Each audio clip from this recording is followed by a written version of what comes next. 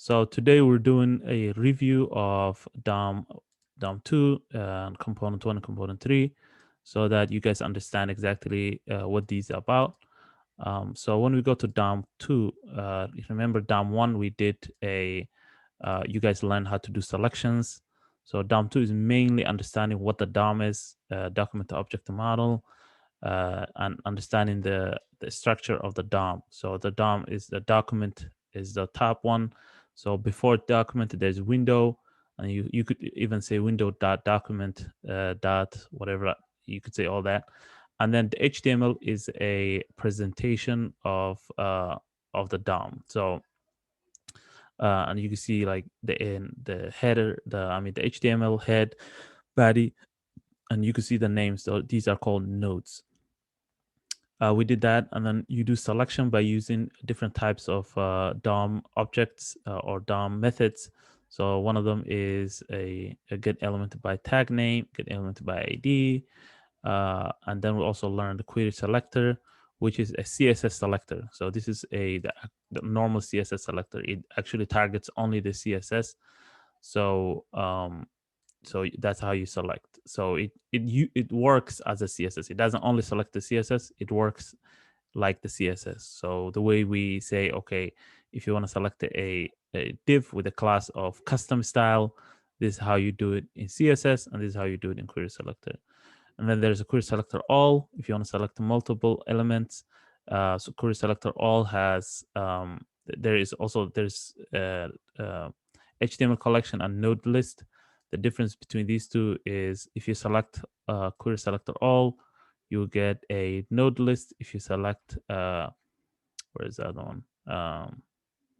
If you select by class name, so if you get element by class name and there are multiple classes, then you get a HTML collection. The only difference is that the node list has for each as a method, and HTML collection has only length.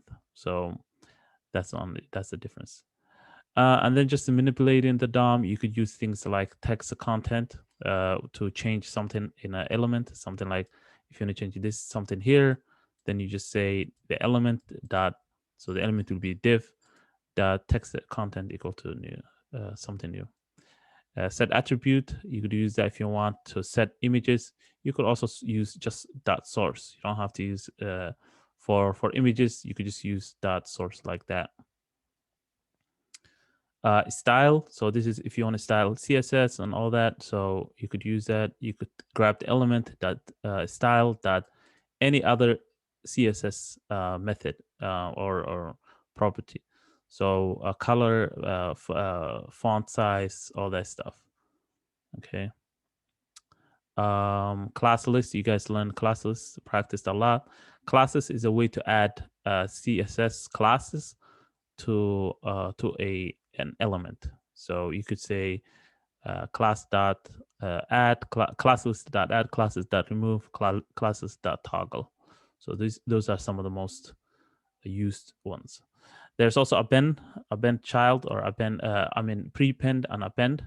So you could also say append. You don't have to say append child. These are if you want to connect different different elements in the HTML. You could use these to append. So append child appends at the end, prepend appends at the beginning of the elements. So let's say you have a div and you want to add some, let's say another h2 or something like that underneath the div as a child.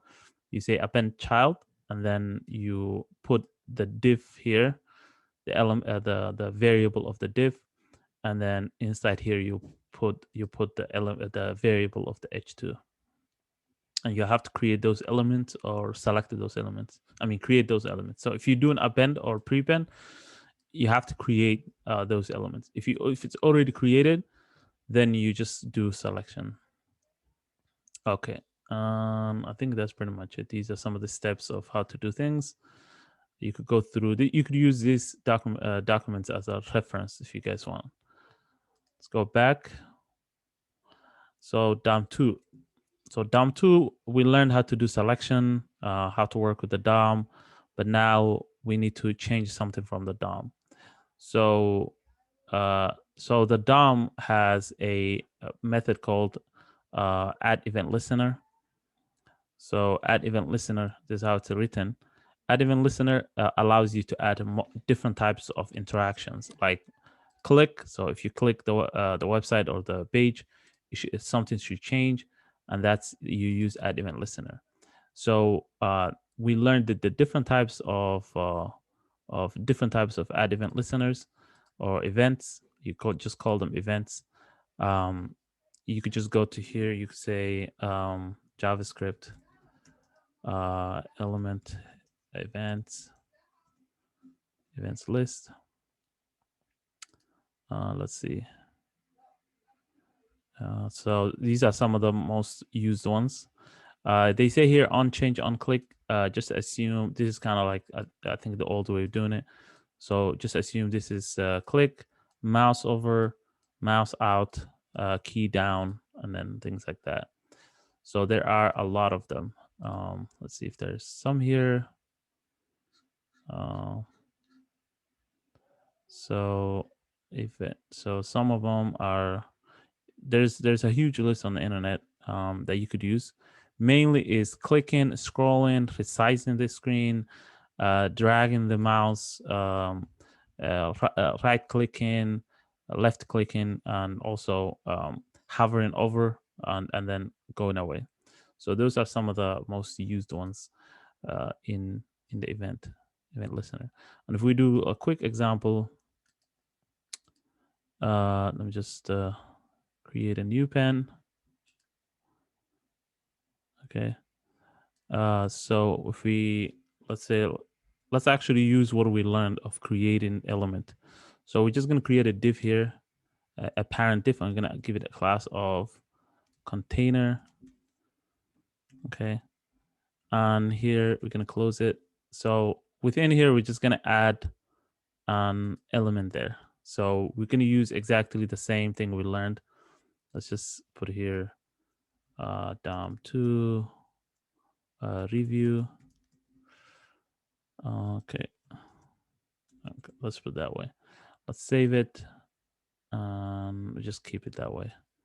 Okay, so now we're just gonna go here.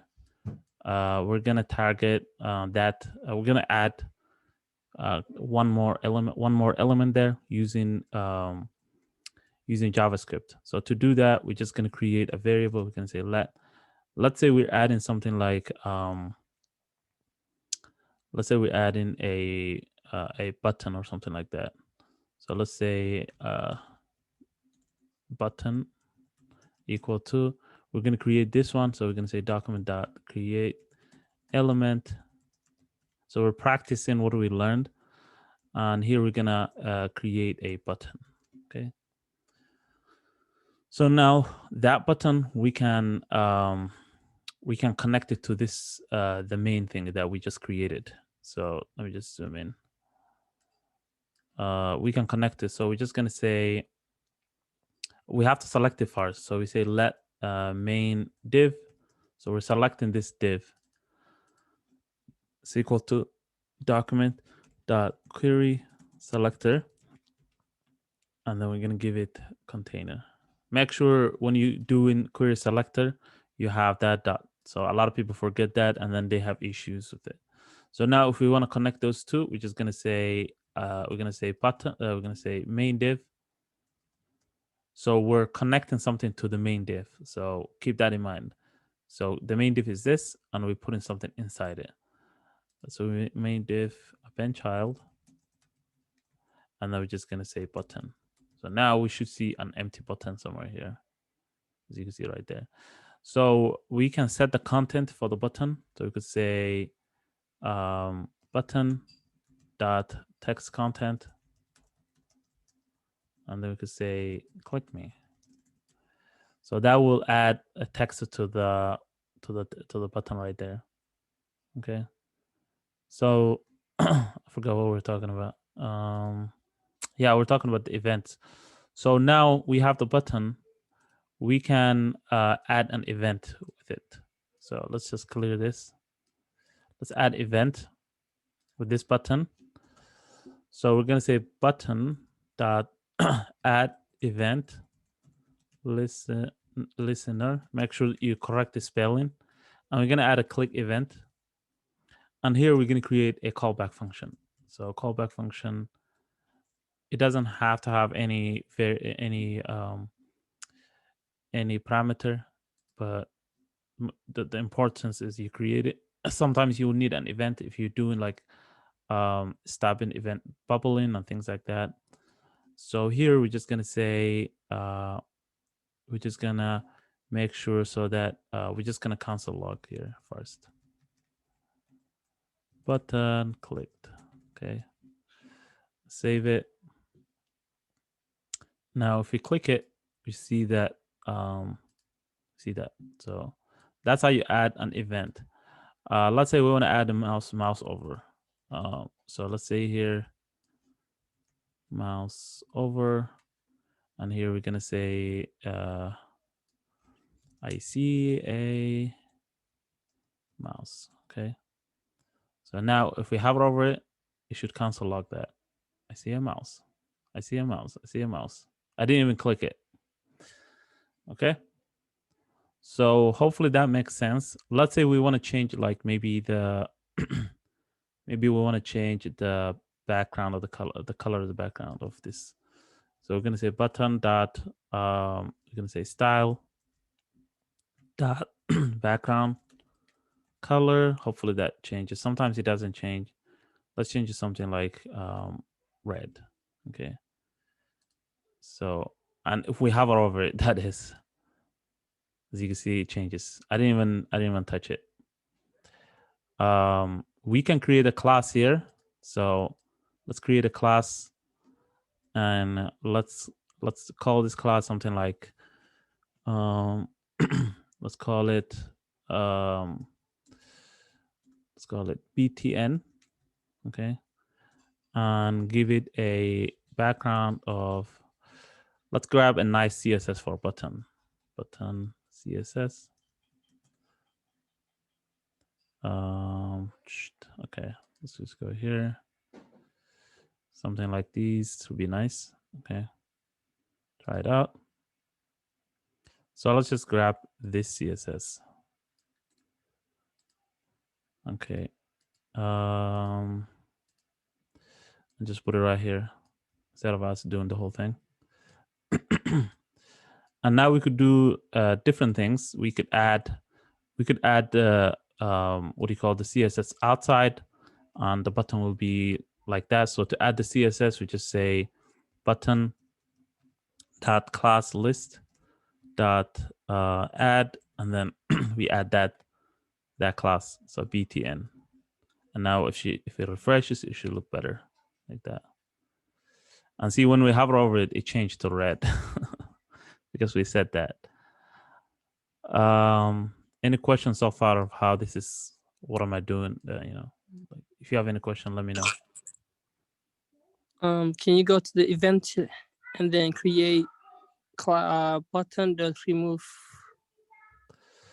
What like, are we? Is it gonna work? Is it gonna like remove that class you just added on? Okay, yeah. We could just say class Is it gonna work? dot remove, and then we're just gonna say give it that BTN button, the class we just the CSS we just created. And if we hover over it, it should go back to the way it was, like that. You could also say toggle here, so that actually let's make this click. It's better that way. And we don't even need this one outside. So now it should be like that. And when we click it, it should have that. And then when we click it again, it should go away. Click it again, go back and forth, right? So if you want to do the toggle, that toggle is like if statement. So it allows you to add something. If it doesn't have, and if it has, remove it. Let's see what else. Any questions? Yeah. So the add event listener mainly works with the CSS. Is that what it is? Yeah. What did you say? The add event listener part, like where you add or remove or toggle, is that works mainly with the CSS? This part. Yeah. So this one works with any element. So you could target any element. And now we're targeting this button. But you mean inside you could do anything. It doesn't have to be CSS. So we could do Yeah, but anything. Yeah. the toggle works with the CSS. I think that's right. So the toggle works with CSS because this is class list, and class list means just this class. That's the class that we Yeah, I'm added. talking about the class list exactly. That's what I want to see. Yeah. So this part it could be anything. We could do other things.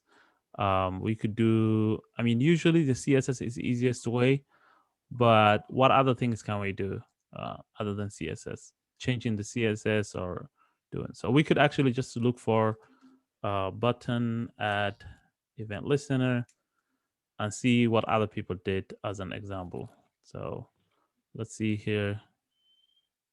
Sorry, someone texted me. Send me a message. I didn't read the message.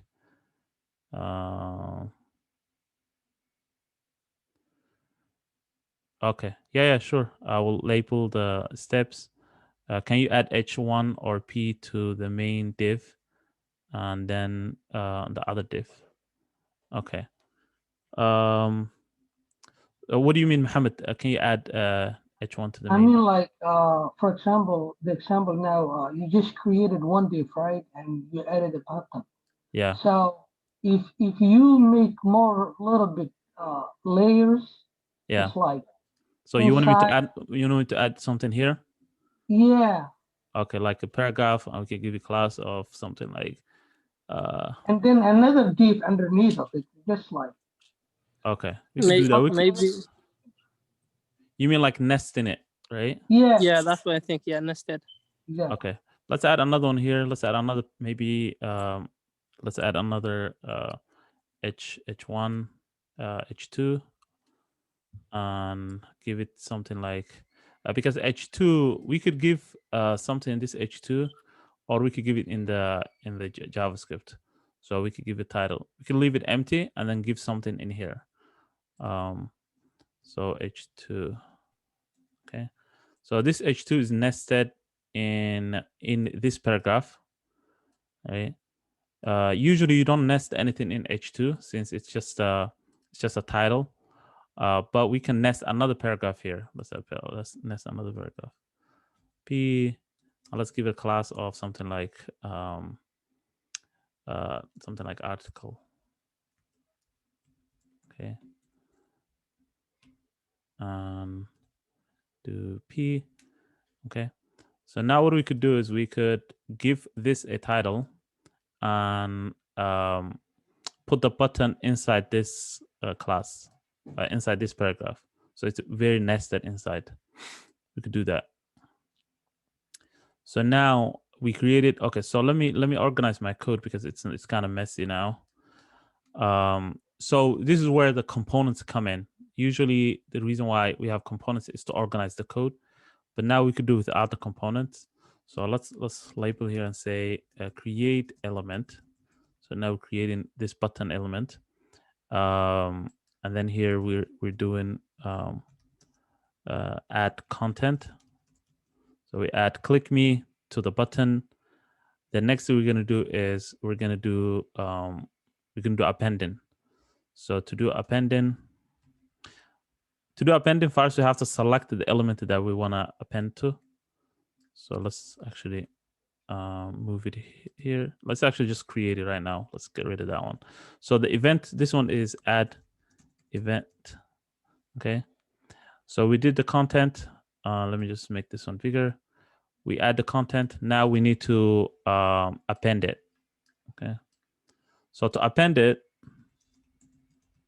append it, we have to look at the HTML. So the HTML has a main div. If you append it to this main div, the button is gonna go right here. It's gonna go right there. So it's gonna be a child of these elements. Let me actually just, I don't think I closed this one. So these are 3 child elements, not 3. Oh, sorry. Okay. So this one is the header is in here, right? So this one, we nested everything in here. So we have a child called content, and then we have that one has a child called h2 and also another child called article, right? So we have one child for the main div, and then that one child has more children here, okay? So these two children. So if we just append it to this right here, it's gonna go right here. So that will not work. And also for us, for this to make sense, let's actually add some content here. Otherwise, we just have to add it in the JavaScript. So let's put it here on our title, and then here let's add some text here. Let me add some lorem. I don't know how to spell it. Lorem ipsum. Ipsum text. Just random article here. Okay. So now we add our article here. So we could just do that. So we have like a title on the article. We want to add a button here that says something maybe like read more. And that button we're going to use JavaScript to add. Okay. So I was saying the selection. So selection, you have to think about it. If you want to put it inside this, you could just say, you could just select the article since it's unique. If it's not unique, then you have to say, here content. You have to select content and then article. You have to nest it. So you can make it unique by just saying something like article 1 or something like that. If there's other ones, but it has to be unique to select it. Just like CSS, if it's not unique. So let's say in this article now in CSS, like how do you select it? So we have the container. Let's actually add something to the container. So container. Let's put a width of let's give it a width of like maybe 100%. Let's say margin 0 and auto. Okay, so now it should be centered well. And then the content right here, let's give it some padding. So let's say dot content. Let's give it padding of maybe like 20 pixels. Okay, so it's just it's not too close to the wall. Maybe 50. Oh, it's giving it the top. Okay, let's give it this one left and right. All right, so the importance is right now you guys see how I'm selecting the CSS. Just like that, you select it in the JavaScript. So if I want to select article, let's say there's multiple articles. Let's say there's few articles here. Let's create another one. Let's just copy this one. And they all have the same CSS. So let's say we have 2 and they have both article. Then how do you select it in CSS? How do you select one of them in the CSS? Can you help me with that, guys? If you want to select one of them, we have this one, and we have a parent as this one, the content. How do we select it one? You're gonna do H2 and then article. H2 is a sibling. It's a sibling of this. So it will not affect. It will not affect article, then P1 or P2. Okay. I think content child 1. Okay, so that one is the easier way to do it. So if you want to do the first one, you can use the pseudo classes. Remember, we learned about the pseudo classes. Although in the JavaScript you don't use any pseudo classes, you could just use you could select. So let me just show you the pseudo class. So first child. It's called the first child. Okay. CSS. So first class is a pseudo class, and it allows you to select the first thing in the HTML. So if we want to select that, let's say we want to select the first one, we're just going to say dot article, and then we're going to say here first child. Okay, let's say we change the color of the text. Let's say something like green. Okay, so the first one should have a green text now. If it saves. Okay, is it article? Yeah, it's article. Okay. I'm not sure why it's not changing, but let me just change the behavior and run.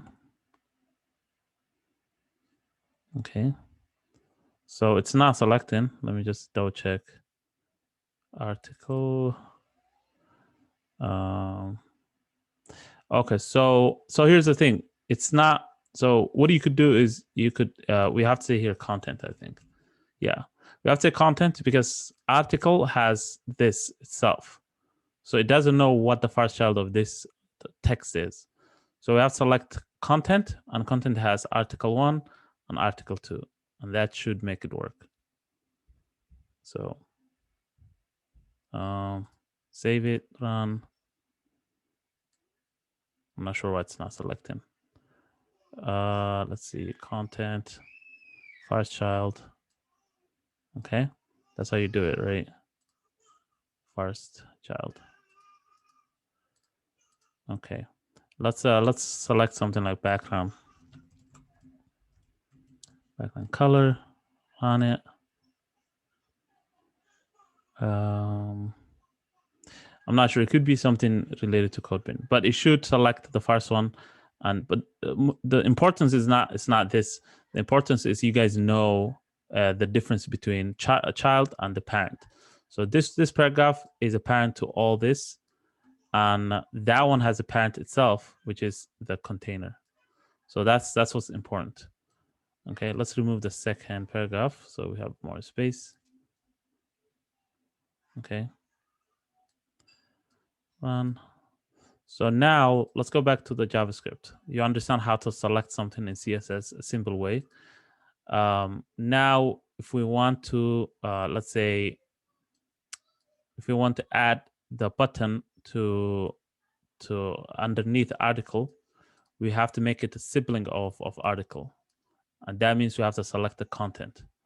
So we're gonna say, so let's actually select it first. So let's put here selection. Select parent. Okay, first. So to select parent, we're going to say let parent.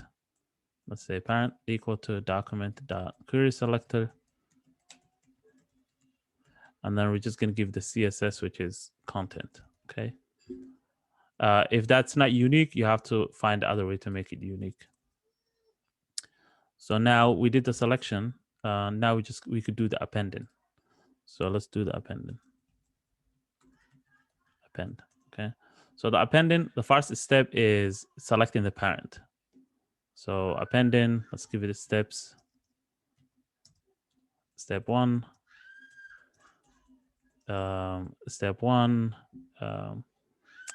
write the parent variable.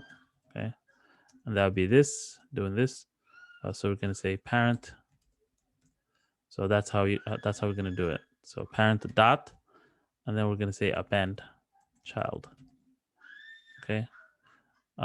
So we can't divide the steps. So I'm just going to comment that out. Step 2, we're going to say step 2 is select or okay, so step 2 would be add the child element. Okay, so we're going to add the child element, which is button, right? This is the child element we want to add. So that will be step 2, and this is how we'll do it. So we say parent dot append child, and then the child would be button. Okay, so I hope you guys understand that. Let me just draw on it so you understand. So right now what we did here was this parent is right here. So it's this element we selected. And the child is the button, and it's right here, right? So we just connected those two, just like a glue. So append child is like a glue, and you're appending the two things. You're connecting two things. And usually the first one is the one you want to connect to. So think of it as like blocks or Lego blocks. Okay. Okay. Any questions so far? Let me just write that down.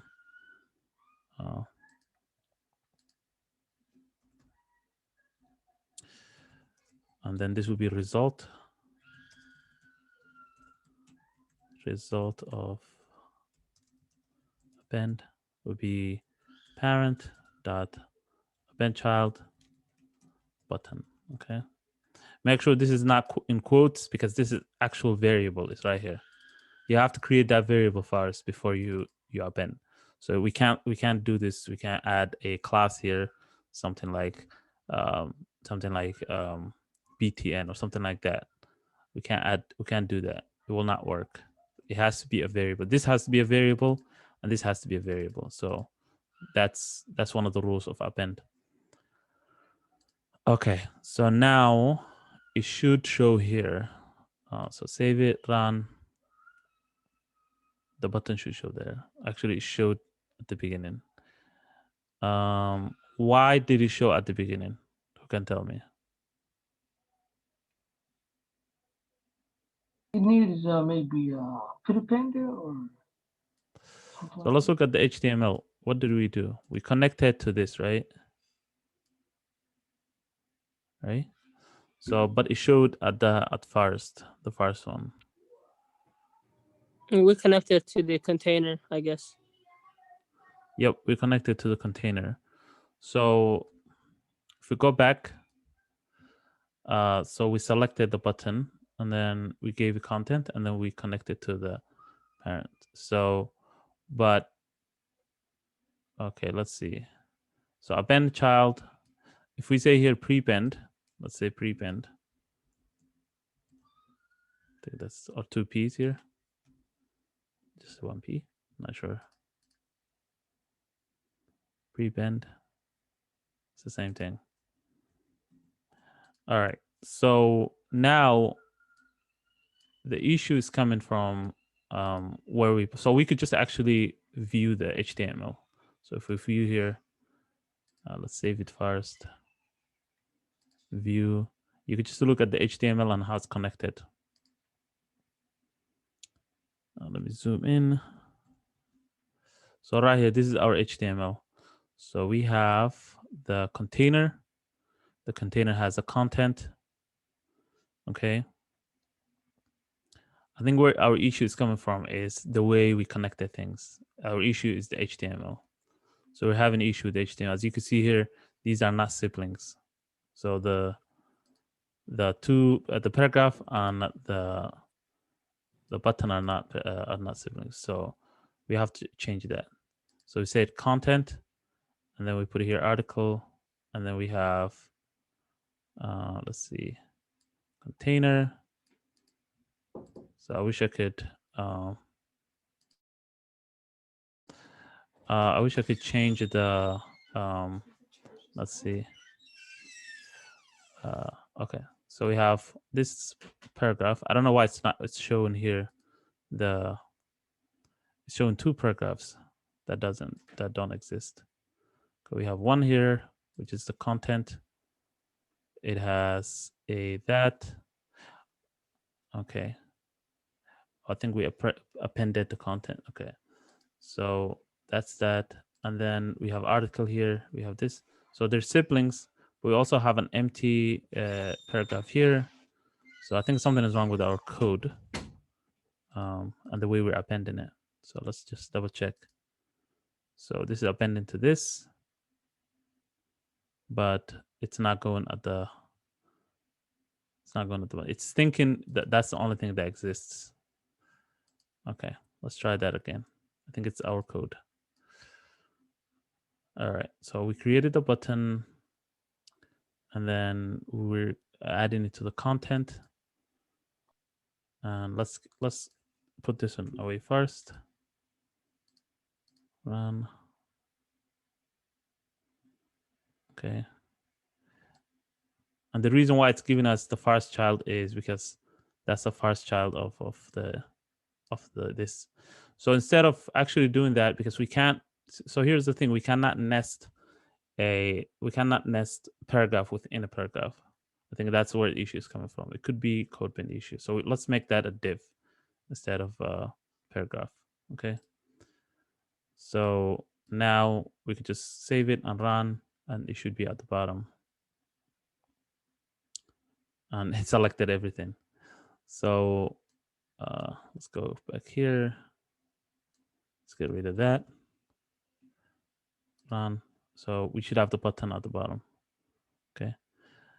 So the reason was because we cannot nest a paragraph. We cannot nest within a paragraph with a different element.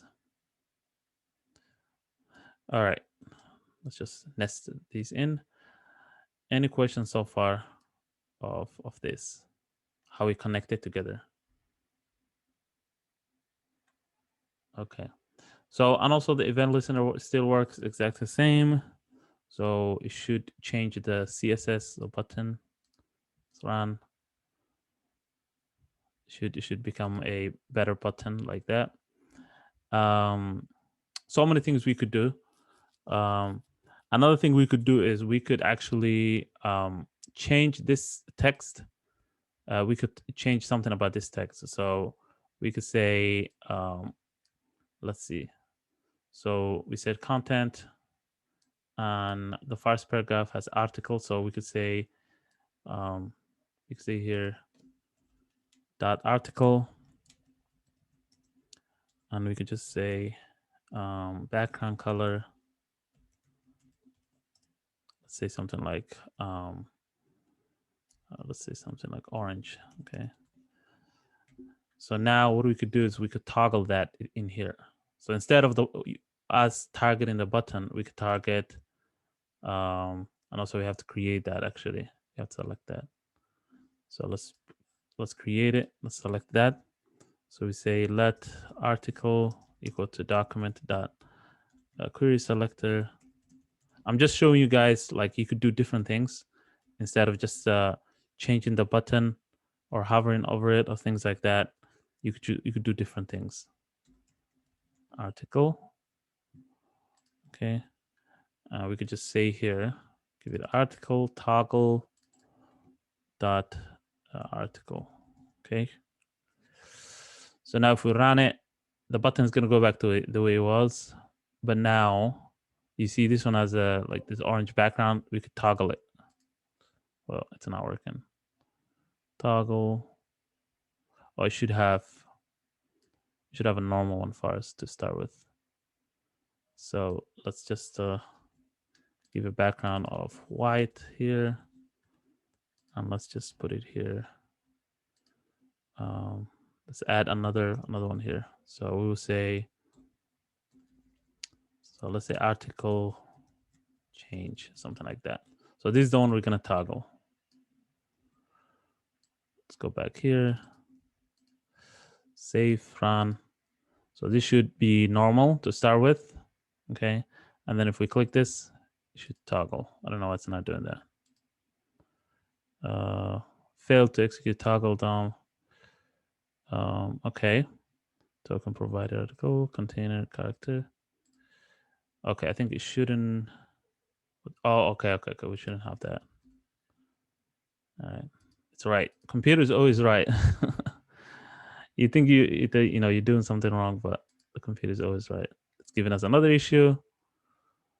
Article change contains a space, so see it contains a space. So remove that space. Save it and run. It's very particular about what you need to do. It doesn't contain a space, which is not valid token. Article change. Is it the CSS? Sometimes you could be finicky, so you have to go back and forth and see where things are. Okay. So this was not even the main point, but let's just see toggle class list toggle. Okay, I mean, this should work.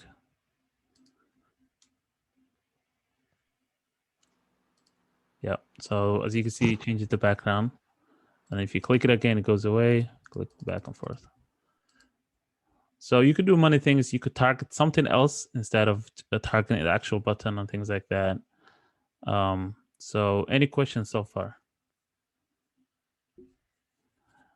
And we could do the mouse over, the hover over. We could do so many things. We could use here resize. So instead of clicking the button now, let's save it and run. Instead of clicking the button, the clicking the button will not do anything now. If we resize it, it should change the color. I think we targeted the wrong thing. So actually resize works differently. So let's actually grab resize. Yeah, it's window, not event listener. Yep, it's the window, yeah. So we change this to window. Okay. Because we're targeting the main window, we're not targeting the button. So now if we run it, change the size, this should change the background, as you can see. And it's a toggle, so that's why it's blinking. Yeah. So any questions so far about selecting, creating an element, appending, and adding an event listener? Okay, so let's move on to the next thing. So we talked about event bubbling. I don't think we need to go too deep into it since it's not something that's going to come up on the Spring project. It's going to come up on the next section, which is React, but we'll explain when that comes, inshallah. So the event bubbling, and just read about it, how the event bubbling that works, and the capture, and also stop propagation and prevent default. Those are the two main things to understand. Okay, so that was DOM 2. Let's go to component 1. All right, so component 1, I'll just go over what we covered. Component 1 was mainly creating a component. So as you can see here in normal HTML, this is not good since you're repeating this. It's not dry. You're repeating a button, a button, a button, a button here. You keep copying and pasting. That's not good. As you can see here, this is not good. You added the same class to hundreds of buttons, especially if you have a bigger website. This will be really not user-friendly. So you have to create a component so that you could reuse it again. So to create a component, you create a function, and then you give it the content. So this is usually when you're creating a component function, you have to give the content. So otherwise, it's just going to create an empty element. But you could just put the content inside if you want, but it's best to make the content dynamic so it comes from outside. So let's actually create a basic one. Let me just open something new so you guys can have that as a reference if you want. So let's just say here component 1, component 1 review. Save this. Let's change the settings. We'll just keep the settings as it is. Okay, save it. So the main thing about the component is the same thing we just did, but now it's gonna go into a function. So we could just grab actually the same thing we just did, but create everything in a function. Okay, so it's fine. We can just create from scratch. It's very simple. So div, we can give a class of container, and within here we want to add a couple of things, but we will use the function to do that. So I'll just write down a note here. Write down a note, and I'll say add one paragraph, add title, add a title of H2, paragraph, and a paragraph. Okay. So those two things we will add there. So to do that, we're just gonna create a. So right here, we're gonna write a comment and say, create a function that creates elements, creates HTML elements in this style. And here we're just gonna write a comment here. So let me multi-line comment. Okay, multi-line comment. Okay, so we're gonna do it in this style of. We're just gonna say let's create a P. Let's actually add a div here, class of content, and add a title H2, something like title here, and that's H2. So usually it's best to kind of like outline what you want to create with the component, so you know what you're creating. Otherwise, you have to keep it in your mind, and sometimes you could forget things, especially like classes. And here's a P, and we're going to give it a class of something like article, and we're going to close it. Okay, so, and then let's close the div. Okay, so that's what we're going to create now. So right here underneath it, we could just start the function. So we start a function. So don't worry about what's in here now. You will do this, you will connect this to when you finish the function. So outside the function, you will connect to this, append it. But first you have to create the function to start with. So we'll create a function, and we'll call it something like article maker. Okay, make sure it's like it makes sense. The function makes sense. We'll give it it needs a title and a content. So let's give that title and content. We have to provide that too. So that this information is coming from outside. Okay. So the first step is in the function is to create elements. And we did that several times. To create elements, you start with this element, you go to this element, and then you go to this element. So just creation, now nothing appending, and make sure it's inside the function. So inside the function, always you have to keep track of these two brackets. Otherwise, you just do it outside and it will not work. So here we're going to create let. So let's create the first div, which is content. You could just name it by the class name if you want. It doesn't matter what you name it. Here we say document dot create element, and then we give it the HTML tag here. Always the HTML tag, the HTML tag, the HTML tag. So make sure that you give it this, not the class, but the HTML tag. So this one is a div. Let. So what should I create next? You could guide me, guys, if you want. Title. Title. Okay. So title. So I'll say title here. I will not say title and content because already those are arguments. So let's just say here, let's say something like main content. And here, let's call it just, it's always best to keep things uniform so that you understand what things are. If you say here main content and you say here my title, like that would be confusing for someone who's gonna use your code later. So main title, we say here document dot create element, and what are we gonna put here? The tag. So this is the title. H2. Okay. And here we say let. What is the next thing I will create? Article. Main paragraph. article. Let's say main article. So this comes from the, if you guys maybe in the future, right now you don't need to, but there's a book called Clean Code you could read, and creating function names, creating variable names, and things like that in the future, you guys can look into it. That book, it helps you, especially if you finish the school. This is school, and you grab that book. It's called Clean Code.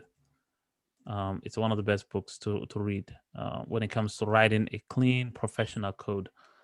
So that's why I'm kind of practicing with you guys so that you understand like what this is about. So if someone else reads this code, they'll be like, okay, this is the main content. Actually, this is not the main content. This is main div.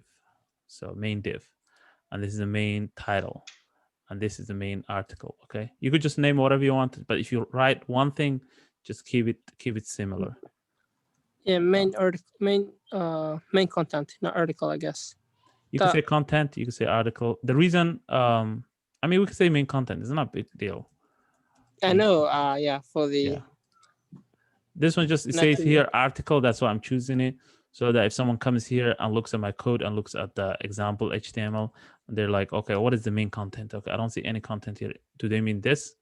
So that's why I'm saying article, is because I just want to make it easy for the person to say, oh, they meant this here. So we could just say main article. Okay. Article. Yeah. So think of someone who's coming later and who doesn't know about your code. Create, and you guys are at the beginning right now, so don't think it too much about it. Just make sure that you just start practicing better naming. That's all you need to think about. What are we gonna put here? P. P. Okay. Paragraph. All right. So that's pretty much it. We created these elements. The next step. What is the next step? I mean, you could do different ways. There's Appending. Appending. Append Okay. Child. Appending. Append is next. Okay.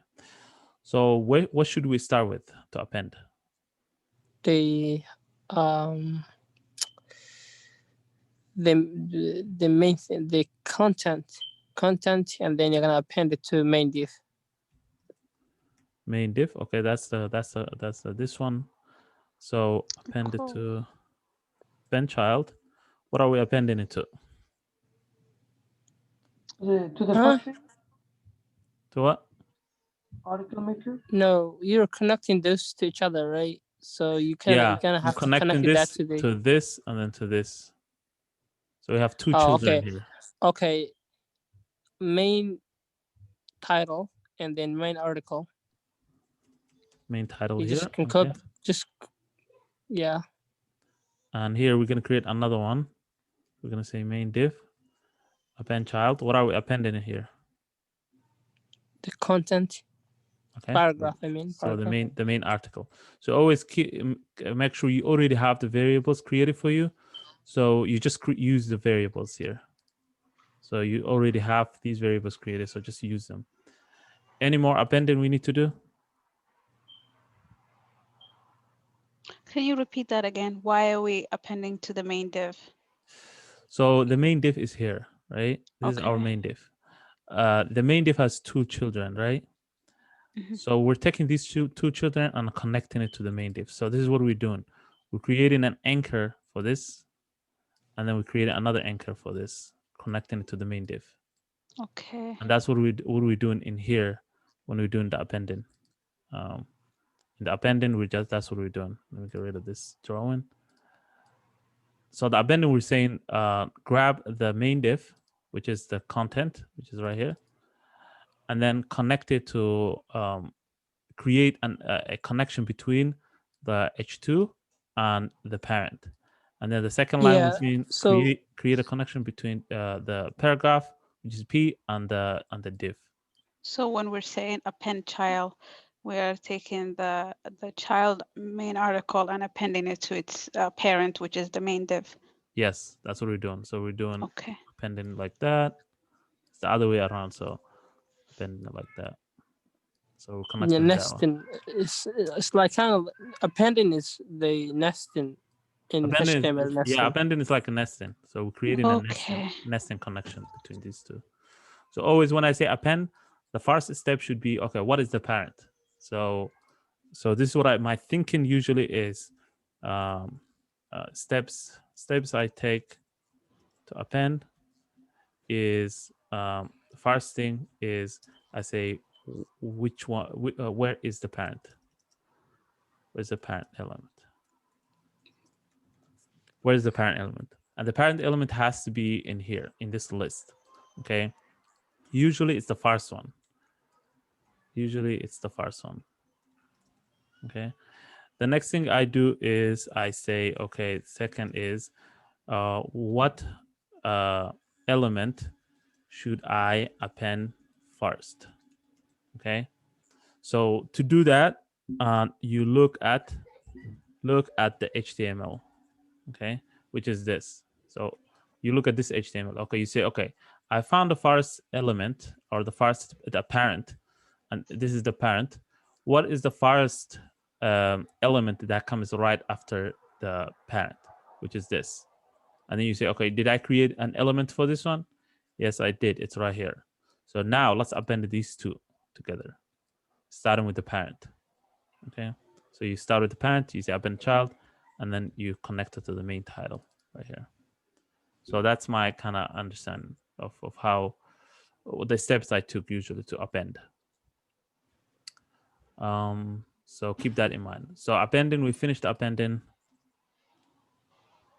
The next thing is, what is the next step? Add content to the main title. Add content. In the So article. so we're gonna add it to the title and also the paragraph. Okay. So Okay, how do we select that? so you're gonna select main title dot content, Content. and you're gonna set it to title because you have that as a parameter, right? Okay. Is it content text or just content? What do you Content. guys think? Yeah, next text content. Text content. Yep. Keep that in mind. Text content. Okay. What is the next step? And then do the same for the content too, for the article. Main article, the text content is equal to. And do you guys understand where we're getting this title from? That's the parameter. You're gonna add it later. Parameters. Parameter. Okay. So it's coming from outside. So anything when we invoke this function and we give something, an argument for the title, it's gonna put it right in there. So it's gonna set it to this. And then the next one is, those two first to begin with? what is that? Like, how do you pick it up the title and the content first? So like when you were doing the function. So we just chose two names, but we just look at the HTML. Okay, what do we need in the HTML? We need two things. We need a title and we need a content. We need an article. So that's why when I was creating the function, I said, okay, we need two things. So let's just create two things. Another thing you could do is you could put these two in an array. You could put them in a object. So you could say something like this, something like let's say data is equal to put them an object just like that, and say title, and then give it a title here, put the content here too, content, and then right there we say content here, and then now you could just pass one thing here. It could be anything. We could just say content, okay, and then later when we invoke in, we will pass data, and then it will we have to loop through this inside the function. We have to not loop through actually. This one we could just say content dot title, content dot content. But if it's a nested, let's say each one is a nested one, is a different object, you have to loop through it. So there's different ways of doing it. So this one is if you want to have one thing. The other one I was doing is if you want to break it down and you don't want to do object or things like that, right? Okay. So this one is just if the content is you have the title in separate and you have the content separate. Okay. So we set this to content and set this to title. What is the last step?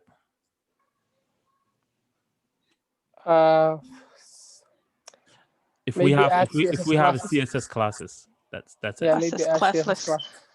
Yeah, so we have these classes. We didn't create it in the HTML, but we could add these classes and maybe add something to it. So add classes.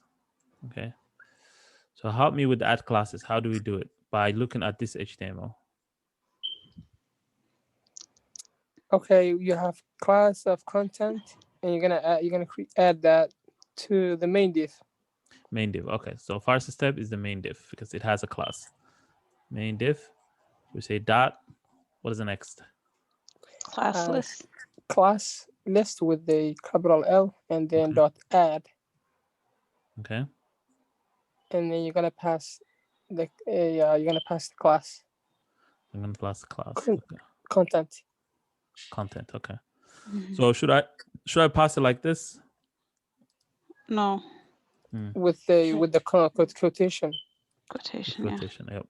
So keep in mind, always class list is you have to give a quotation. What about if I do this? Can I do that? Because since this is class actually. No, you're not No. actually selecting it. You're not It's not selecting. selection.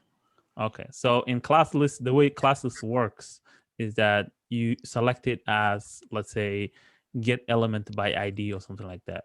So you don't add anything to it. You just grab the class, and it already knows it's class because we actually say in class list.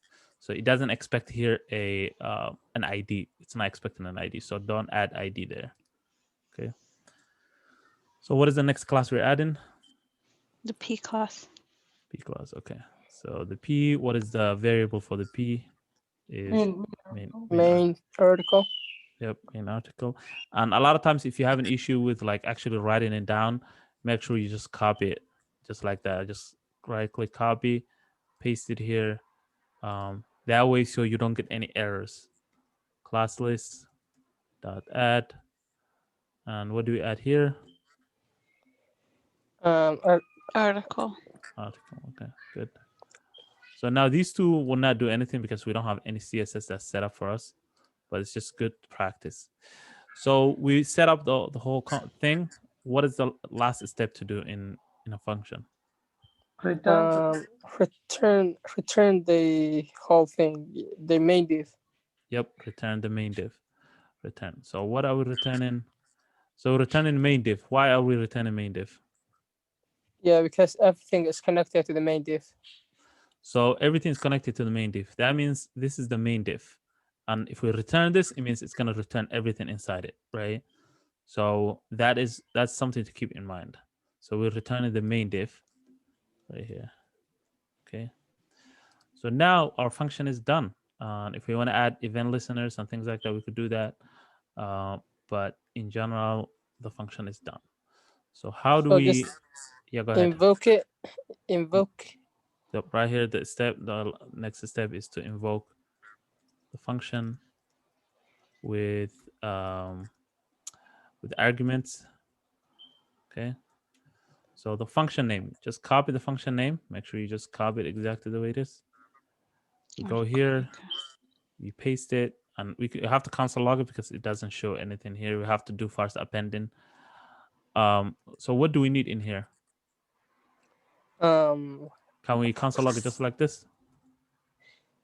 No, we're gonna pass the arguments like the content and the article. So every time you create a function, if you have a parameters, you have to pass something in here. Otherwise, it will give you an error. Yeah. So keep that in mind always. So now it's giving us the function back. It's actually console logging it, but there's nothing in it. So it's empty title and empty paragraph. So right here, we're gonna pass a normal string. So we're gonna say something like today is a review day. That's the title. And also the order matters. So if we put something else here, it's gonna just put it in the title. So the order you put it here matters. Yeah, I already tested that. Yep. Students are learning a lot. Okay. So now it's gonna, if we save it, I'll just do one more change. It's gonna show here, as you can see. So title here, H2 is inside the H2, and it's right here, the content. So now all we need to do is what is the last step actually? You have to display that on the DOM. You have to put it in here, right here, add title and connect. paragraph. So where do we do that? Inside the function or outside the function? No, outside the function. Outside. Outside the function. Okay. So outside the function. So what do we do? What do we do first? What is the first step on adding Select. selection? the- Okay. So first step. select. So step 1. So this will say appending the function to the main HTML, or we could say already made HTML. Okay. So this first step is step 1 is select the main parent, okay, element. So to do that is we say let, so we just look at what it is. So it says container, you could just call it container. Doesn't matter what you call it. Container equal to document dot, what do we say here? Create element? No, you're Query selecting it. selector. Query. Query selector, yeah. What are we selecting here? Class dot main dot container. Dot container, okay. Dot container, okay. What is the next step? Now you grab that container dot Okay. append. Step 2. So append the above, let's say, above element to the function, or it's opposite. Append the function or invocation of the function. Invocation. How do you write invocation? Write invocation like that? I don't even know. No, it's C. Yeah, that was confusing. I mean, invoke is a K, and then what do you Yeah, say? but invocation is C. English. So append the invocation function to the above selected element. Okay. So we do. So we say, what do we say here? So how do we append Container dot. Okay. Or are we gonna append it to the function or append it to the main div? So here, step 2 is append the invocation of the function to the above selected. So we're appending the function. Console log. So wait, when Okay. you say the invocation, you're looking at that console log article maker. That's the one you're trying to connect with. So this Yeah. is, so console log is just we're trying to look at it, but Yeah, this whole but thing, that's invocation. So and okay. this could be something else. You could just put this a variable here. You could say main You title. can pass whatever you wanted. Yep, and you could grab this from a data or from an object, something like that. This is just example I put in here. This could be anything, but this is invocation. You call the function, and then you pass a couple of things in it, and whatever you pass should match these two. And it doesn't matter the name. It doesn't matter the name you call it here, as long as the data you're grabbing the data from somewhere, and it doesn't matter what you call here, as long as this matches with this here and this here. So And the last one on the one in the invocation. Yep. So the invocation. So here we're gonna say append child. So we're taking the function and we're appending it to the main container. So whatever comes from the function. So we're taking whatever comes from a function. We're gonna put the function in here. We're appending it to this, which is our HTML. So we're saying, okay, take everything that comes back from the function and put it inside here, inside right there. Right. Hope that makes sense. It does. Okay. Let us, so here we're just gonna put the same thing. We're just gonna copy this, put it right there. Okay, so that should give us a nice information here, just like that. Okay, so that's how you append it. The main thing. Always when you're appending something here that already exists, make sure you go outside of the function. Here we don't even need this. Okay. Step 1 is step 2.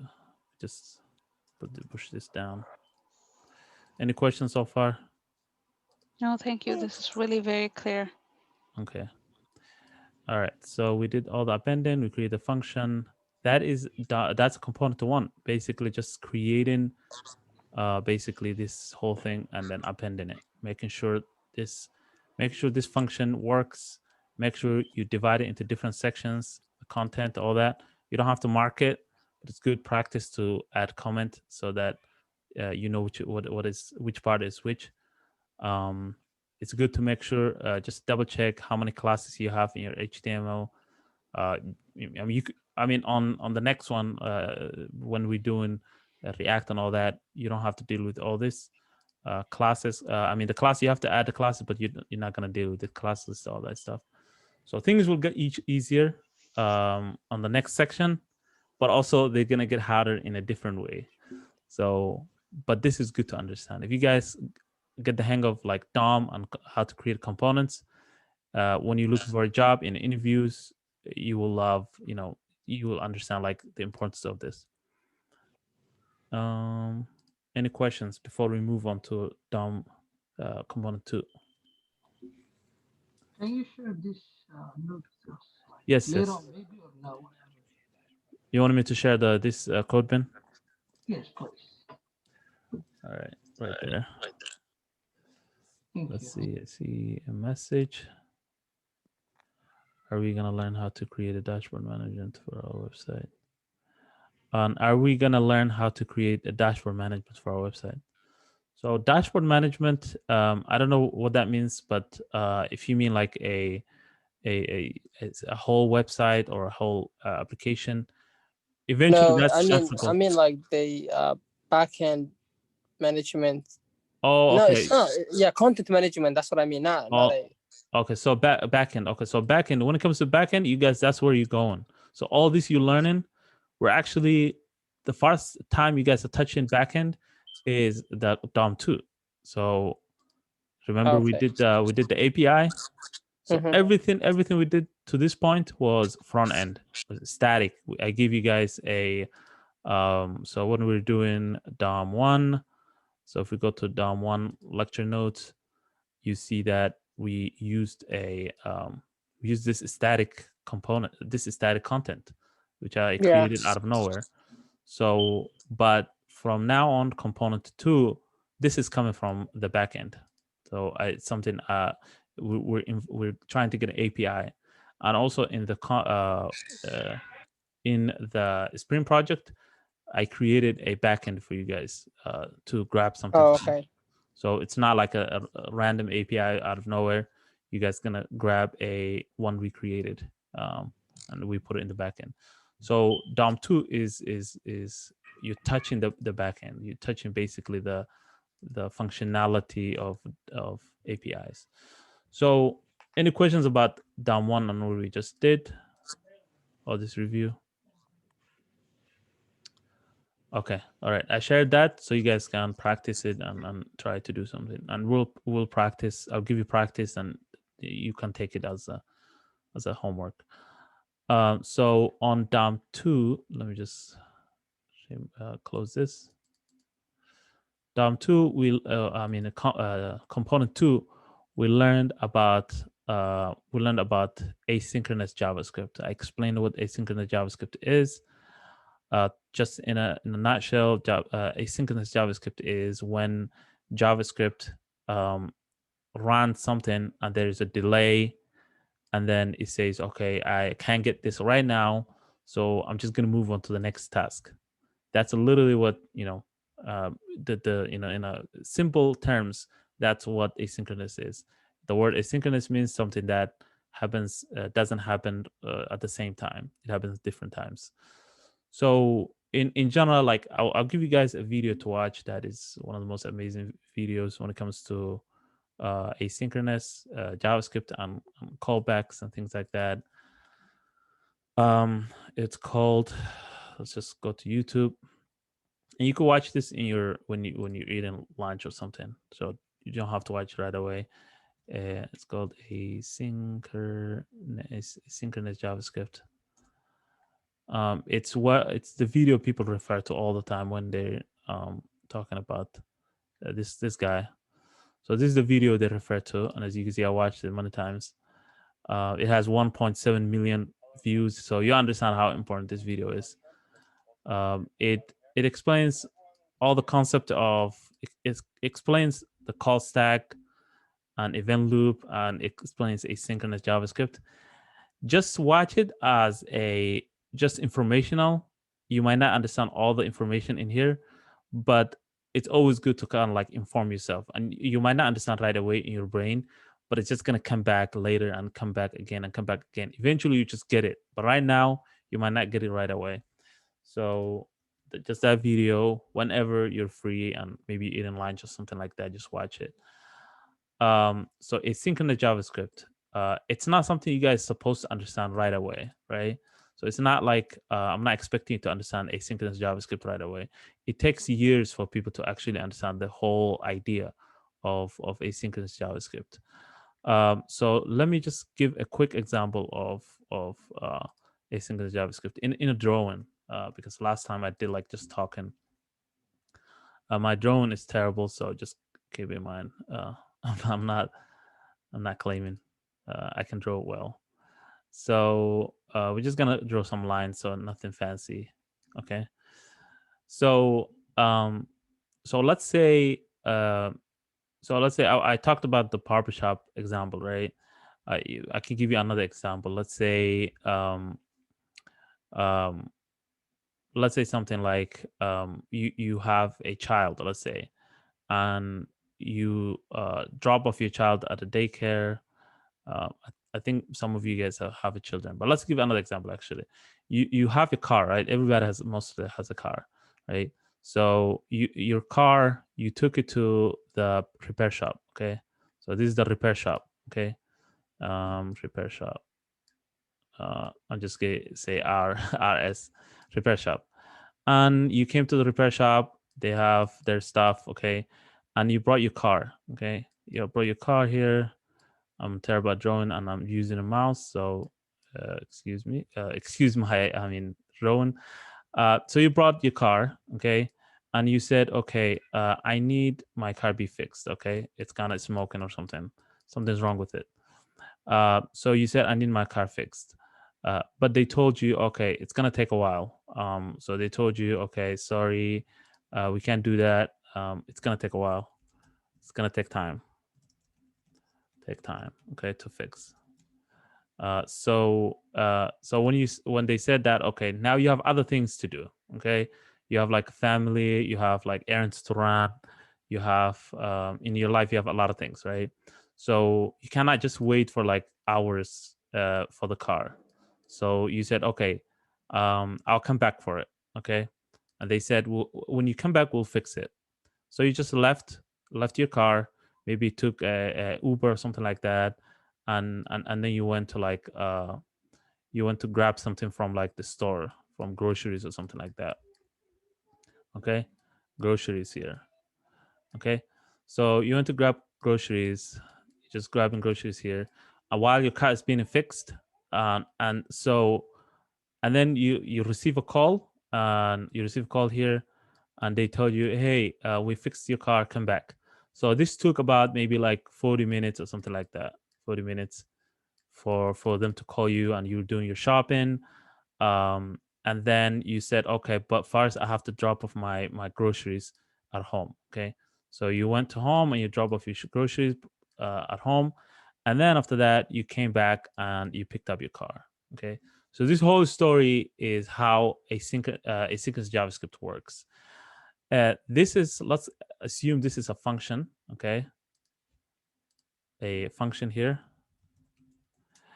This is another function. Let's just sorry. This is another function here. Is another function. Okay, shopping is another function, and also dropping off your groceries is another function. Okay, so you started with this function. You started here, and they told you, oh, you have to wait for it. But instead of waiting, instead of not going to groceries, not dropping off your groceries, not doing all that, you just left. So you were like, okay, I'm gonna take Uber, I'm gonna go to shopping, and then go home, and then come back. So JavaScript, what it does is it allows you to keep working on this, okay, and then just do other things. Run these functions, finish them, and then come back and do something with this function. So in general, that's asynchronous JavaScript. It's basically it's non-blocking. So when you hear non-blocking, it means it doesn't the functionality or the process of running these functions. There's no block, so you just come back to it when things are done. So that's what. What about synchronous? So synchronous, other languages work in synchronous. Like let's say PHP or sometimes Java, sometimes C#. They work in synchronous. It means once you run this function, you just have to wait until they finish. Okay. After they finish, you say complete, and then you just go groceries, and then grab your groceries and go home. You cannot skip a step, right? So that's asynchronous. JavaScript allows you to skip things and come back later. And we gave example for us the set timeout, which is a method that allows you to delay something. So right now, if we take this and we go to here, component 1 review, we're doing component 2. So we're actually just going to use this. So let's comment this out. Right. So if we save that, so now we're just going to say, let's put it here, component. Sorry. Put component 1 and component 2 review. Okay. So so underneath we're gonna put that function. So right here, let's put component 2 review. So this function allows you to run two things, but not at the same time. Okay. So let me just make sure so that we can run it ourselves instead of automatically. So now, so this function, this one runs first. So this one runs first. Okay. First, but there is 1 second delay. Okay. There's 1 second delay. And this one runs next. But no delay. Okay. So now if we run these two, you see first over here, and after 1 second, you see hello, right? So that is basically, and if we make this like 4 seconds, clear this, run it. So now this is you go into the you went to the shop, and then you left your car here, and then you went to do your groceries and came back and grab your car, and that's how it works. So that's asynchronous JavaScript in a nutshell. You're not supposed to understand all of it right away, but you just understand that that's how JavaScript works. So to kind of make that job easier, to make that not easier, but to control that. So if you want to have like all these functions, let's assume that there is about like 100 functions here. Some get delayed, some don't get delayed. It's a lot of chaos, right? JavaScript created callback functions. So this is a callback function, right? This is a callback function. So JavaScript callback functions help you to kind of grab the information while there is a delay. You could just say, okay, so if there's a delay, just let me know later if something works out. So if it does, if the information comes back, let me know. If not, give me another response. Just say we couldn't find it, but don't block the information below. So that's the main reason why we use callback functions, is to say, okay, let me know later if the car is fixed. So the callback function is just basically like the repair shop guy. So you just asking, you saying, okay, let me know when you fix the car, okay? Call me back later. And if you fixed it, if you didn't fix it, let me know too. Just say I didn't fix it. And that's kind of like another response. That's error, let's say, in the server, saying, okay, let me know that. So first step was callback functions. And then the issue with callback functions is if you have multiple things you're waiting for, you have to put it right here, another callback function. And you have to put another one inside it. You have to put another one inside it. And then there's something called callback hell. If you put it here, callback hell, it is a thing. So callback. This is how it looks like. So this is a callback function nested within a callback function, nested within a callback function, nested goes forever. So we moved on from callbacks, and nobody uses callbacks for asynchronous JavaScript or managing asynchronous JavaScript. We use we use promises, right? Promises are a nicer way of managing managing data, how functions run. So promises, the way they work is you don't have to understand how promises are created. So promises are created first, and then after that they are used. They're kind of like consumed at the front end. So promises are created in the back end. So you guys will create promises at the end of course. I think section 3 or section 2.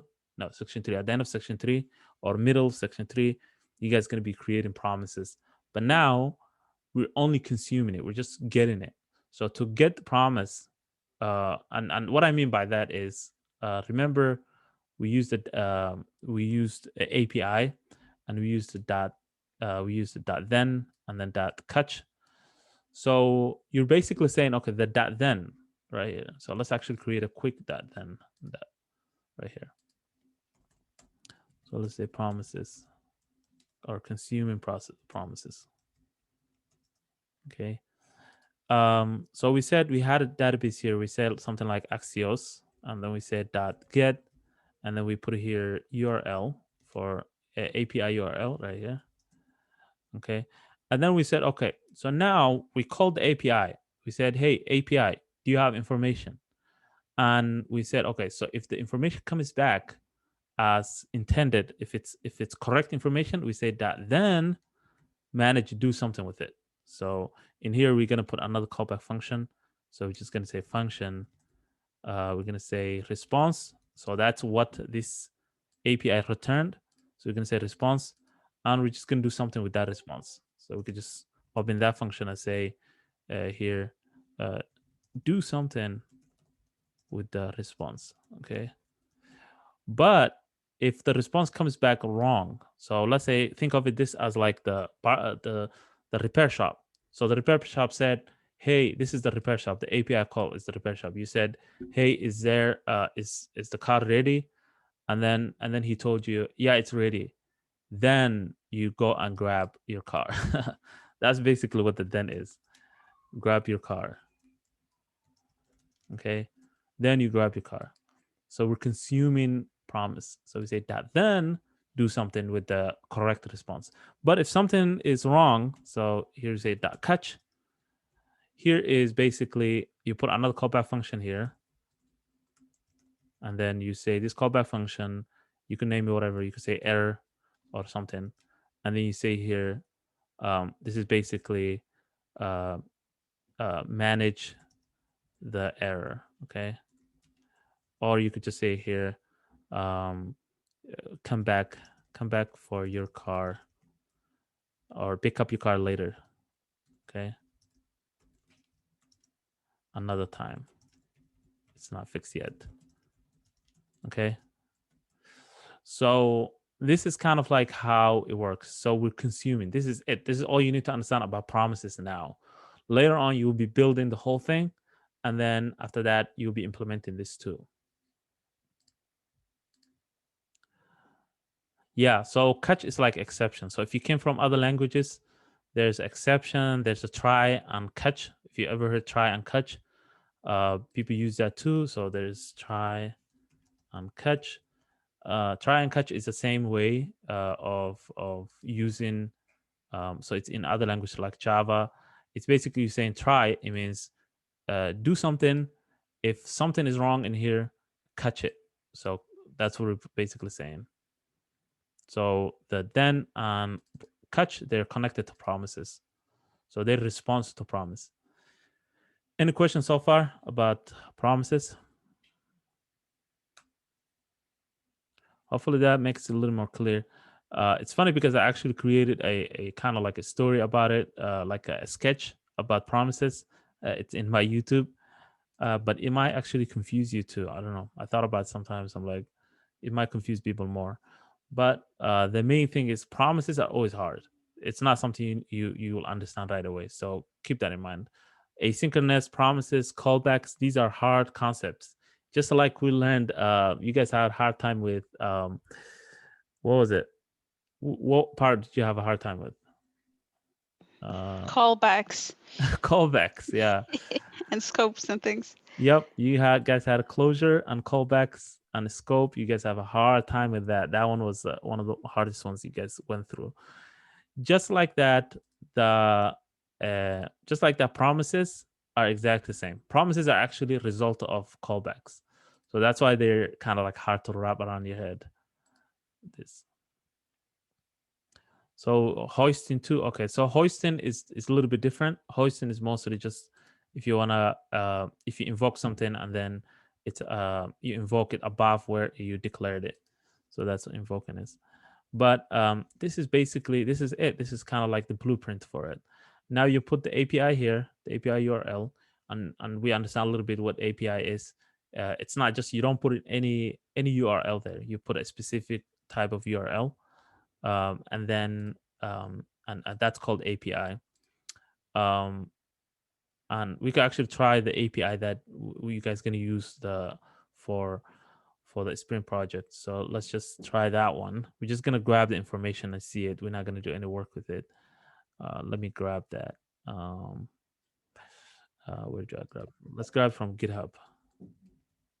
It's in the comment.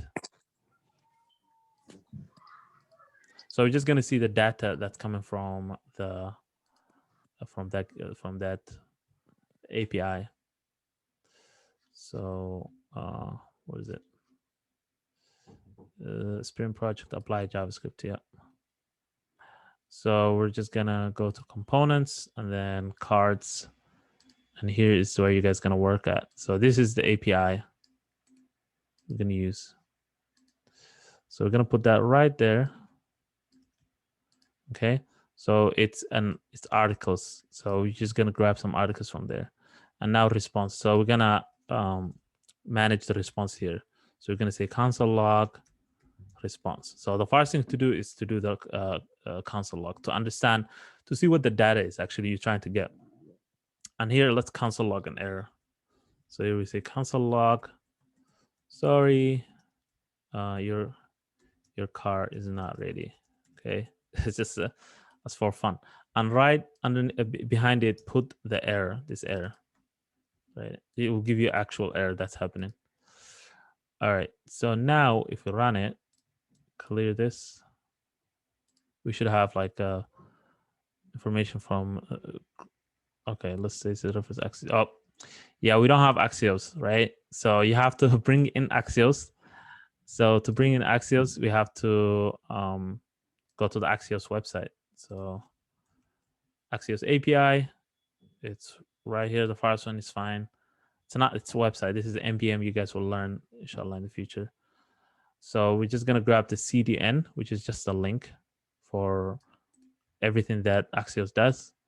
And if you're working with VS Code, you're gonna put it in the header, but here we're gonna put it right here. You can also put it in the footer. It's just a normal JavaScript. So that should work. We'll grab a lot of information. So the system I use, it takes a minute for it to run. So sometimes you have to give it a second. So we use Heroku, which is a backend system. So it's not letting us do this. So we're gonna use we can change the view and use the console for the browser. Okay, so open it. It's not showing anything. It's fine. So as you can see here, it shows an object. So you have an object here. So to get started, you have to kind of like see what the object is. You have to understand what's inside. So as you can see here, there's a config information here.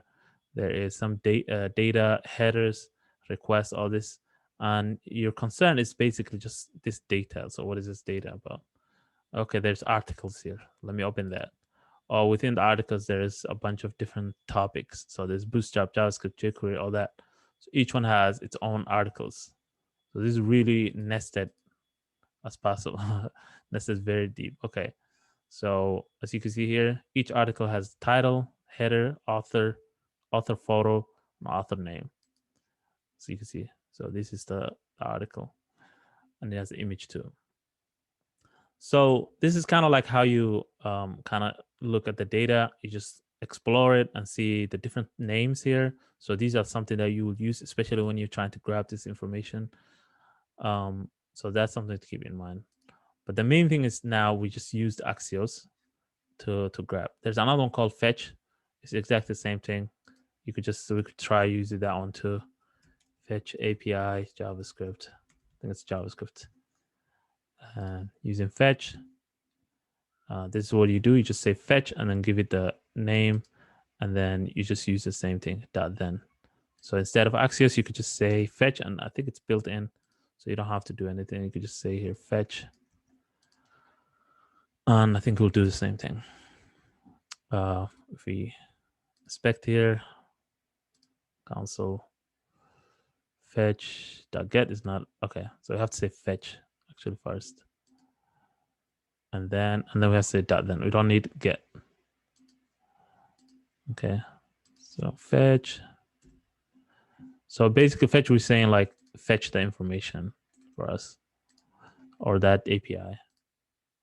It brings back the same thing, response. You open it, there is a bunch of stuff here. It's not giving us what we need. I'm not sure why. I think we have to add some information to it. But just use Axios. It's a little bit easier than fetch. Okay. All right. Any question about grabbing information about asynchronous JavaScript and also the promise? Alan, Ah, is it possible like to create components without by using Axios first, and then you create the components? where are you creating? Like, Oh, you mean the the last- components for the function? yeah. Hey? Like create components from that data you get from there. Yeah, so that's what you guys are going to be doing in the Spring project. Okay. And I think of the homework, you're doing that too, same thing. So basically, you have to run the Axios, the API process. Yeah, so run the API first. You could build the component first if you want, but you could also build the, I mean, it doesn't matter where you put the, you could put it at the top of the function or the bottom. It's going to do the hoisting, so it's going to be fine. But start either with the function or the Axios. The Axios, the good thing about the Axios is you just see the data. Like you see, okay, I see this, I see that, I see article, I see the name. Okay, I know what to grab now, and I need to loop through this object before I do. So usually you do loop through here. So and you could just do response dot data because that's what it was. And if we save it, run it, you'll see that, and we inspect it, it is articles, as you see now. So we selected data, so it gives us the articles. So select the data, gives us the article. And then you could just say here articles, and then it's going to give you all the articles. So if we run that, inspect here, it's showing us here too. It's going to give us object with all the articles, different articles. And then all you need to do is just loop through these articles. And they're nested, so keep that in mind. So this one has multiple objects inside it. This is an array too, as you can see. So this is an array, it's an array. And they're all in one object. And then inside them, there is other objects. So this is important to practice because that's how you're going to be working in real world. Somebody just give you an API. They're like, hey, grab the API and filter through the information and create a page about it and present the data that way. That's all they're going to tell you. And we just want to present the data in a nice way and add some graphs and some animations to it so it looks nice. And you have 2 weeks to do that. And that's it. And then you have maybe like a couple of people working with you, and one person will take care of creating the component. you will take care of creating the responsiveness and CSS. Another person takes care of like maybe like the general stuff like gathering information, understanding all that stuff. Also, in usual databases, you might need to have some verification to do before you grab something. But the main thing to understand is just to inspect your response, right? And this is kind of like the syntax for just the Axios or the promise. So you're not going to be doing something else. Just this is it. You say Axios.get, give something, that then, and usually that then you move it to the next line, so it looks nicer, kind of align. And then that's it. And then you give a callback function. Inside the callback function, you manage your data, right? And always have the catch, because if you have an error, let's say we have an error here, so we just get rid of that. Now what happens? Why did I do? Okay, so run, clear this, and open the inspect console. As you can see here, oops, something happened. Sorry, your car is not ready yet. And then the error it gave us is it failed with the status of 404. This is already set up in the backend. So I set up this for you guys in the backend, and this is where it's coming from, this error, right? So yeah, just all that stuff. Let's see if we didn't cover anything here. So we covered the promises, callback, calling the API, Axios, and this is okay, and the component. So component we actually learned already. So we just learned right here how to create component. We spent a whole hour creating components. So we're not going to go over the components because you already know how to do that. But if you want me to pass some of the information in this, let's actually try that. Maybe let's pass some information. We cannot do the one we're doing right now because you guys, that's your job to to filter through this and loop through this. But we're going to use another API. So let's grab another API, something like where should we go? The easiest one is Star Wars API. You guys are going to be doing project about the Star Wars API, so keep that in mind. If you don't like Star Wars, that's fine. I don't like Star Wars either. I'm more of a Star Trek person than a Star Wars. Okay, so let's see. So this one has an API, as you can see here. This is the URL of the API, and you could grab different things like people. So if we say people here, people, and we request, it should give us a response. Oh, you have to choose. Okay. It gives you documentation, so you could just here go to documentation, and you could do different things here. As you can see, your planet. So if let's grab something from the planets. So HTTP request. Okay, this is the base URL, so keep that in mind. When you hear about base URL, it means the base one. After you could add different endpoints here to that. Okay, so all these is a lot of information. Films, all that stuff. So let's try one of them. Let's try like planets, and let's see what that returns for us. Actually, we could just say, so make sure you delete this because you never know what data is coming for you. All you're sure is you're gonna get a response. That's all you know. So save it, run, and then let's open. It's not gonna show here because it's too much information. It's giving us an error. Okay. What is the error? So let's refresh it again. Giving us an error. So it said something about something is wrong. Request failed. Okay, I think we didn't put it right. Maybe. Oh, I think we have to put it here. Yeah, HTTPS. That. Save it. Run. We have a short amount of time to. Okay, so it's giving us an error here. Let's see what this error is about. Object. let's grab something that's easier. Like, let's just grab this, like one planet. Okay, clear, save, run.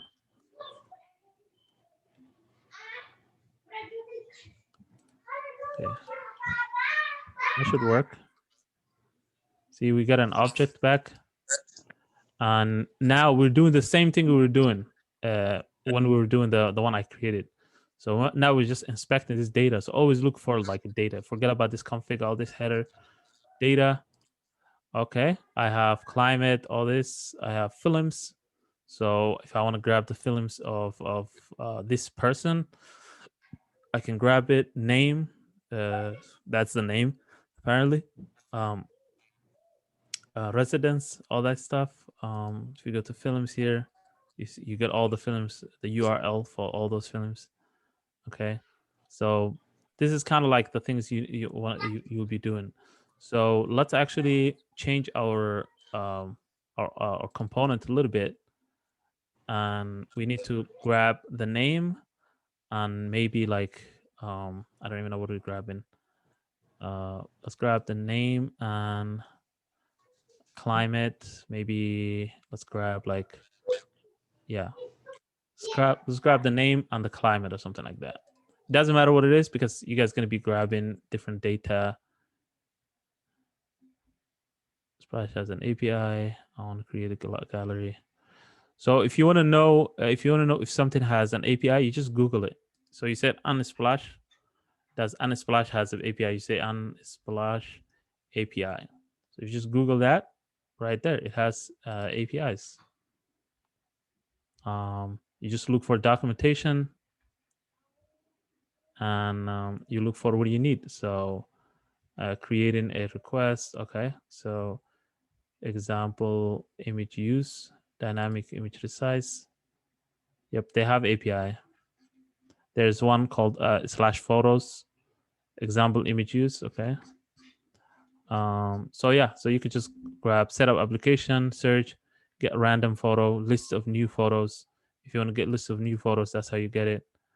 And yeah, so you could play around with it. So a lot of companies have APIs, so you could just grab something and go. Let's see, what were we doing? Okay, so we're changing this so that we could use to show something here. Okay, so let's pass a couple of things. Let's pass like two things. Response, and we're gonna say, I think it's data. And then I think we're just gonna pass this to there. So let's grab the appending and put it right inside here. So we have to enable this appending and grab this appending section and put it inside there. We could just set a variable or something, but we could put it right inside here. And then after that, instead of saying this, we're just gonna say, instead of this title, we're gonna say response dot data dot name, I think, and then this one we're gonna say response. I'm just assuming this is gonna be correct. It could backfire. Data dot climate. Okay. And if we save it and run, we might have something. We might have an error. You never know. Oh, right there. Yeah. Totini, whatever his name is, 2. I don't know who that is. Somebody else. Yep, Adrian. So as you can see, I just set these two to the function, and it just replaced that. It replaced what we had before. Do you guys understand what I did right now over there? A little bit confused. Okay, No. so I brought the appending of the function. Remember, we did the appending here. We did the, let's see, we created the function, and underneath it, we appended something to it. So let's put it right here. We did that, right? So we put message here. We put two things here. We put the title and the content right here, right? That's what we did. Yeah. So now all we're doing is we're just taking this and putting it inside. Let me just get rid of this. Let's just comment out. We're putting it inside the Axios, right? And the Axios has responses. So let's actually create a variable. Let's say actor name equal to response dot data dot name. Do you understand where we're getting this from? From the API, yeah. From the API. And remember, we did console log. So let's actually do the console log again. Save it and run. It's going to give us some error or something. To console log, this is the object we get back. The object, if you open it, you'll see a lot of things. You see data here. And the data has different things. It has a climate. It has a name. This data is an object itself. So we can grab anything from here. We could just say dot. We don't have to loop it because it's not nested data. So we could just say dot something, dot population, dot surface water, all this is stuff. So that's where we're getting the information from. So the name, actor name, that's where we're getting from. Actor name, response.data.name. And then let's say climate, and then we just say response.data.climate. Okay. And we could just put these in here instead of this whole thing. Put the climate right here too. Okay. So this is going to the function. And this one we don't need to do anything with it. So save it and run, and that should give us the actor name and the temperature of the place.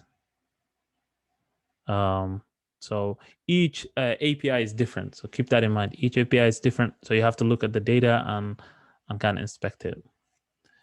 Any questions so far?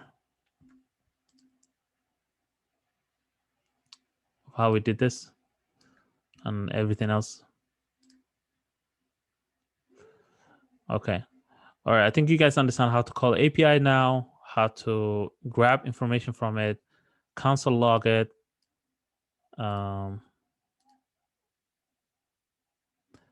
So APIs. So Zakaria asked me, are all APIs public to use? So an API, some APIs are public, some APIs are not. So if a company makes an API public, it means that they already worked on this and they know the security and everything. So they're not worried that somebody's gonna hack. Right. So, but some companies don't make API. So, for example, all large companies make API. So let's say bank companies, like if you say something like here, Wells Fargo, right? That's what somebody's use all the time. They might have some API, but you have to go through a huge like security checklist. So this is usually open for like companies, verified merchants and things like that, but not like usually not for like everybody because there's some security issue. So you have to verify yourself, who you are. You have to log in, create account. You have to be a business, and then after that, you could take advantage of their APIs. Yeah. So, but not every company just opens their API. API is actually security risk, because it is you just giving access to your server. So and imagine like if somebody like sends 1 million requests, that's why there's a limit. A lot of times if you use this and you do 1 million requests, then they'll just say no more requests from you, like they just block you. Sometimes you have to pay for something. For example, I actually worked on API where I was working with this nonprofit organization called the Haro. I think some of you know about it. It's kind of it's located in Minnesota. They help Somalia, droughts, all this stuff, emergency things. They're really good. I worked with them for like 7 years, so I know them very well. So they asked me to make the Zakat calculator. So the Zakat calculator, let me see if it's working still. It's been a while. So Zakat calculator, I just created a basic form, and then this form works with an API. This number comes from an API. So there is, Zakat it works with you have to have gold or silver to calculate the zakat, the nisab they call it. So the nisab is I think it's 8. Let's see, what was it? Is 85 grams of gold, equivalent to 85 grams of gold. So if you have equivalent to 85 grams of gold for about a year, you have to give zakat. You have to give a zakat, right? So haddii meel ku taalo like lacag dhan 85 grams of gold, then that means you have to pay zakat, 2.5% of your zakat. So to do that, I went to a gold and silver API. So you could just grab any gold API, gold prices API. So because the gold price is always changing, right? It's always kind of like fluctuating. So this is one of them. This one is actually paid, so you have to pay some money. They will give you like a free tier for like 50 API calls, but there's also more. Like if you have to pay these to kind of get more, right? So actually, I can log in with the account I created, so I can show you like the calls and stuff. So this one, if you're making calls, you have to have a API, the key, an API key, right? So in real world, this is how API are used to make calls. So I just made call to this, and I said, give me the gold price, and keep updating it every like 1 minute. So it keeps updating. So this changes all the time. And I said, okay, each gold, let's say it's like whatever, 1 gram of gold is this, and then you multiply it by how many you want. So that's a real world use of an API, and it's not free all the time. Sometimes you have to pay for it.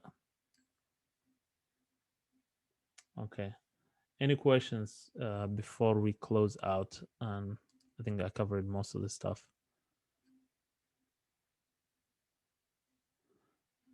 Any questions? Okay. So for the sprint challenge, we're gonna let's get started on Monday. The sprint project I'm in. Let's get started on Monday. Work on the assignments from yesterday. Yep, no problem. Work on the assignment for the last couple of days. Finish all the assignments by the weekend. So on Monday, you start at 6 p.m. on Monday, you'll start the sprint project, and you guys will have those 4 hours to finish it.